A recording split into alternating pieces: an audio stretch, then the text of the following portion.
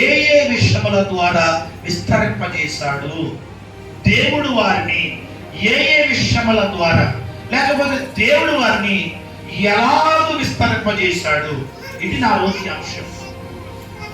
దేవుడు వారికి ఎలాగూ ఉండి విస్తరింపజేశాడు, లేకపోతే దేవుడు వారికి ఏ రీతిగా వారు విస్తరించడానికి దేవుడు సహాయం చేశాడు.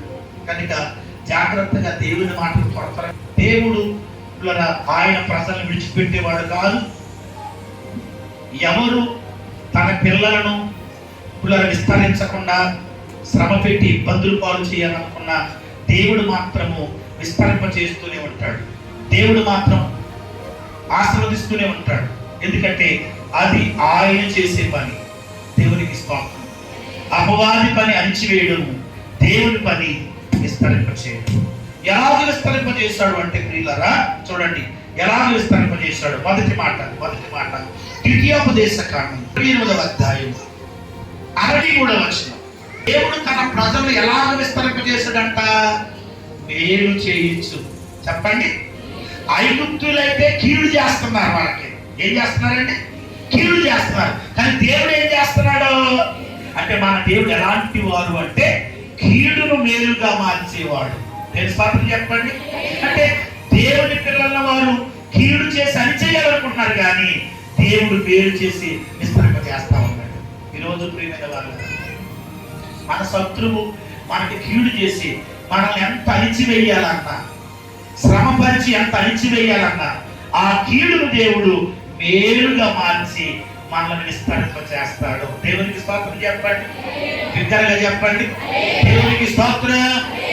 కీడును మేలుగా మార్చి విస్తరింపజేసే దేవుడు ఆయన. కనుక దేవుడు తన ప్రజలను ఐగుప్తు దేశంలో ఐగుప్తీయులరా వారిని ఎంత శ్రమపరిచి అణిచివేయాలన్నా దేవుడు మేలు చేస్తూ విస్తరింపజేస్తాడు. ఈరోజు మనందరి జీవితాల్లో కూడా దేవుడు అలా మేలు చేసి విస్తరింప చేయను గాక. ఎన్ని కీడులు మనకు వచ్చినా, కీడులు మనల్ని అణిచివేయాలని చూస్తున్నా, ఆ కీడులలో నుండి దేవుడు మేలు చేసి మనలను విస్తరింప చేస్తాడు. ఎందుకంటే మనం ఆరాధిస్తున్న దేవుడు మేలు చేయవాడు కదా. మేలు చేయక నీవు ఉండలేవయ్యా, ఆరాధించకుండా నేను ఉండలేను. కనుక మేలు చేత దేవుడు వారిని విస్తరింపజేసిన మొదటి మాట. రెండో మాట చదువుతున్న కీర్తన 116వ కీర్తన 7వ వచనం. అంటే ఐగుప్తీయులు వారికి క్షేమము లేకుండా చేయాలనుకున్నారు, కానీ దేవుడైతే వారికి క్షేమమునిచ్చి విస్తరింపజేశాడు. దేవునికి స్తోత్రం చెప్పండి. కనుక సంగమా, దేవుడు తన పిల్లల్ని ఎలా విస్తరింప చేస్తాడంటే క్షేమమునిచ్చి. ఎందుకంటే మన క్షేమము మన చేతిలో లేదండి. ఎవరి చేతిలో లేదు? మన క్షేమం మన చేతిలో లేదు. మరి ఎవరి చేతిలో ఉంది? దేవుడి చేతులు. యోబు అంటాడు అన్నమాట. యోబు గ్రంథము 21వ అధ్యాయం 16వ వచనం. ఎవరి చేతిలో ఉంది? మరి దేవుడి చేతిలో ఉంది మన క్షేమం. ఇంతవరకు మనం క్షేమం ఉన్నామంటే దేవుడు క్షేమం బట్టి. మన శక్తి కాదు, మన బలము కాదు, మన జ్ఞానము కాదు, మన ఆస్తి కాదు, మన అంతస్తు కాదండి. ఇప్పుడు ఇశ్రాయేలు ప్రజలు ఐగుప్తు దేశములో ఏమండి, వారు ఐగుప్తులు వారిని అణిచివేయాలనుకుంటున్నా, శ్రమపరిచి వారిని అణిచివేయాలనుకుంటున్నా, దేవుడు క్షేమము నుంచి విస్తరింప చేస్తా ఉన్నాడు. కనుక దేవుడు వారిని ఎలాగూ విస్తరింప చేశాడంటే క్షేమము నుంచి. ఈరోజు దేవుడు కూడా ఇంతవరకు నిన్ను నన్ను కూడా క్షేమకరంగా దేవుడు నడిపించాడండి. మనం ఆరాధిస్తున్న దేవుడు క్షేమమునిచ్చేవాడు. ఆనాడు ఇశ్రాయేలు ప్రజలను వారి శత్రువుని ఐగుప్తులు ఎంత అణిచివేయాలనుకున్నా శ్రమపరిచి దేవుడు క్షేమమునిచ్చి విస్తరింపజేసుకుంటా వచ్చాడు. అలాగే ఈరోజు నిన్ను నన్ను మనందరినీ కూడా ఆయన క్షేమమునిచ్చి విస్తరింప చేయగలడు. ఇది రెండవ మాట. మూడవ మాటలోకి వెళ్తున్నాను. ఇర్మియా గ్రంథం 3వ అధ్యాయం 16వ వచనం. దేవుడు అభివృద్ధి పరచువాడు. ఏంటి చెప్పండి? దేవుడు అంటండి అభివృద్ధి పరచువాడు అంట. అంటే దేవుడు వాడిని ఎలాగ విస్తరింప చేశాడు అంటే అభివృద్ధి పరిచి. దేవునికి స్తోత్రం. ఈరోజు దేవుడు మనలను అభివృద్ధి పరిచేవాడు, మన కుటుంబాలను అభివృద్ధి పరిచేవాడు, మన వ్యాపారములను అభివృద్ధి పరిచేవాడు, మన పంట పొలములను అభివృద్ధి పరిచేవాడు, మన చేతి పనులను అభివృద్ధి పరిచేవాడు. అది అంటాడు, నేను వృద్ధిలోనికి తేగా అంటాడు. నేను నిన్ను వృద్ధిలోనికి తేగా అంటాడు. అంటే దేవుడు మనల్ని ఏం చేస్తున్నాడు? వృద్ధిపరుస్తాడు. అలా దేవుడు మనల్ని అభివృద్ధిపరుస్తున్నప్పుడు ఏమండి, దేవుని మాట వినకుండా మన ఇష్టానుసారంగా వ్యవహరించమనుకోండి, అభివృద్ధి కూడా ఆపేస్తాడు. అంటాయి ఏమాపేస్తాడు? ఎందుకని? దేవుడు ఏదైనా మారుతారు కదా మధ్యలో. ఏంటి అభివృద్ధిని ఇవ్వగలుగుతాడు, అవసరమైతే అభివృద్ధిని ఆపేస్తాడంట. సంగమా, ఈరోజు దేవుడు మనలను అభివృద్ధి పరచువాడై ఉన్నాడు, వృద్ధిపరచువాడై ఉన్నాడు. దేవునికి స్తోత్రం కలుగును. కనుక దేవుడు అభివృద్ధి చేసేవాడు. యెహెజ్కేలు గ్రంథములోకి వెళ్దాం. యెహెజ్కేలు గ్రంథం 36వ అధ్యాయం 29వ వచనం. ధాన్యమునకు ఆజ్ఞ ఇచ్చి అభివృద్ధి పరుస్తానంటే ధాన్యమునకు ఆజ్ఞ ఇస్తాడంట. ఆజ్ఞ ఇచ్చి మీకు కరువు రాకుండా నేనేం చేస్తానో అభివృద్ధి పరుస్తాను మిమ్మల్ని. అంటే నేను ధాన్యానికి ఆజ్ఞిస్తాను. ఏమని? మంచి పంట పండు అని ఆజ్ఞిస్తాను అంటాడంట. అవునా కదా? ఏమని? ధాన్యమునకు ఆజ్ఞిస్తాడంట. మళ్ళీ సమయంలో దేవుడు అంటున్నాడు, నువ్వు గనక నీకు నేను పంటనిచ్చి నిన్ను అభివృద్ధి పరుస్తుంటే నువ్వు ఏ పంటను చూసుకుని గర్విస్తున్నావో, దేని చూసుకుని గర్వించి నన్ను మర్చిపోతున్నావో అదే పంటకు మరలా ఆజ్ఞిస్తాడంట. ఏమని? ఆ పంట పొలాల మీదకి చీడపీడలకు ఆజ్ఞాపిస్తాడంట.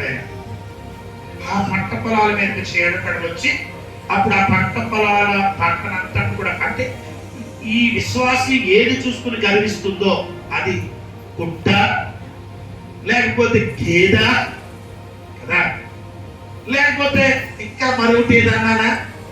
అవును, కొంతమంది లేకపోతే అడ్డువా, ఏదైనా కానివ్వండి, ఏదైనా కానివ్వండి. ఇప్పుడు అది ఇచ్చి దేవుడు అభివృద్ధి పరుస్తుంటే దాన్నే చూసుకుని మనం ఉంటున్నాం అనుకోండి, అభివృద్ధిని ఒకసారి ఆపుతాడంట. ఏం చేస్తాడు? మనకి ఈ మాట ఎక్కడ కనబడుతుంది? ఏవేలు గ్రంథంలో కనబడతాయి. ఏవేలు గ్రంథంలో అంటండి, ఏవేలు కాలం నాటి ప్రజలు అంటండి, దేవుడు విస్తారమైన పంటను ఇస్తున్నాడంట. ఏమి ఇస్తున్నాడమ్మా? విస్తారమైన పంటను ఇస్తా ఉంటే విస్తారమైన పంటను చూస్తున్నట్టండి దేవుడు మర్చిపోయారంట. ఎవరు మర్చిపోయారు? దేవుడు మర్చిపోయారంట. దేవుడు జ్ఞాపకం లేదంటే దేవుడి సన్నిధి విడిచిపెట్టేశారంట. అప్పుడు దేవుడు అనుకున్నాడంట, మరలా నా సన్నిధిని గుర్తు తేవాలనుకున్నాడంట. అనుకుని దేవుడు ఆలోచన చేశాడంట. ఆలోచన చేసి దేని చూసుకుని వారు గర్విస్తున్నారో ఆ పంట పొలాల మీద కంటండి దేవుడు అంటండి పురుగులు పంపించాడంట. 4 రకాల పురుగులు పంపించాడంట కదా. ఎన్ని రకాలు? 4 రకాల పురుగులు. మొదటిది ఏంటంటే గొంగళి పురుగు వచ్చిందంట వారి పంట పొలాల మీదకి. గొంగళి పురుగు వచ్చి మొత్తం ఆకులన్నీ తినేసిందంట. తర్వాత మెడతలు వచ్చాయంట, మూళ్ళన్నీ తినేసాయంట. తర్వాత పసర పురుగు వచ్చిందంట, ఆ చెట్టును పసరంతా లాగేసిందంట. తర్వాత చీడ పురుగు వచ్చిందంట. చీడ పురుగు అంటే ఏంటి? తొట్ట పురుగు. తొట్ట పురుగు చూసారా? మన చైనా వాళ్ళు అయితే ఇప్పుడు ఏపుకు తినేస్తారు. 7 రకాల పురుగులు వచ్చి వారి పంట పొలాలు పాడు చేస్తున్నాయంట. అప్పుడు వారు అనుకున్నారంట, ఒరే మొన్నటి దాకా ఏంటి మన పంట ఇంత అధికం వచ్చేసింది, ఇంత దిగుబడి వచ్చేసింది, ఏంట్రా సడన్గా ఇలా అయిపోయిందని వాళ్ళు మాట్లాడుకుంటున్నారంట. జాగ్రత్తగా అప్పుడు ఏవేలు ప్రవక్త ద్వారా దేవుడు మాట్లాడుతున్నాడు, అబ్బాయి ఇప్పుడైనను మీరు ఉపవాసం ఉండి కన్నీరు విడుచుచు మనస్ఫూర్తిగా తిరిగి నా యొద్దకు. ఇదండి ప్రవచనం మీకు బయలువెళ్తుంది ఏవేలు భక్తుని ద్వారా. అందుకనే మీ పంట పొలాల మీదకి చీడపీడలు వచ్చాయి. ఇప్పుడు వాటిని గద్దించాలంటే మరలా తిరిగి మీరు నా యొద్దకు రావాలి. వస్తే కనుక మరలా నేను వాటిని ఏం చేస్తాను? నేను పంపిన మిడతలో. ఎవరు పంపారు ఇప్పుడు మిడతలనే? చెప్పాలి. మరి 6 మిడతలు పంపకాలేదు మన ఇంట్లో పంపడం. అది పంపడా? పంపుతా. నేను పంపిన మిడతలు అంటున్నాడు ఆయన. మిడతలు ఎవరు పంపారు పంట పొలాల మీదకి? నేను పంపిన మిడతలు, గొంగళి పురుగులు, అసలు పురుగులు, చీడ పురుగులు. ఎవరంటే ఆయన సైన్యం అంటారు. ఎవరి సైన్యం? దేవుని సైన్యం అంటారు. మిడతలారా ఇదిగో ఒకసారి నా మాట ఎట్లేదు ఎల్లంగాల పంట పొలాల మీద కన్నాడు అనుకోండి, వచ్చేస్తుందండి. పెడతలారా ఇదిగో నా మాట అంటలేదు, లేకపోతే పలానా విషసర్పాల లేకపోతే జంతువులు వెళ్ళడం సరైనట్టు వచ్చేస్తాయి. మహాసైన్యం అంట, ఆయన సైన్యం అంటే ఆయన ఆజ్ఞాపించాడు. ఇప్పుడు ఆయన అంటాడు నేను వాటిని గద్దిస్తాను అంటున్నాడు. ఏం చేస్తాడంటాడు? వాటిని గద్దిస్తాడు. మీ పంట పొలం మీద రానగనక నేను వాటిని గద్దిస్తాను, ఎందుకంటే మరలా తిరిగి నేను మీకు అభివృద్ధినిస్తాను. దేవునికి స్తోత్రం. దేవుడు అభివృద్ధి చేసి మనల్ని ఏం చేస్తాడు చెప్పండి?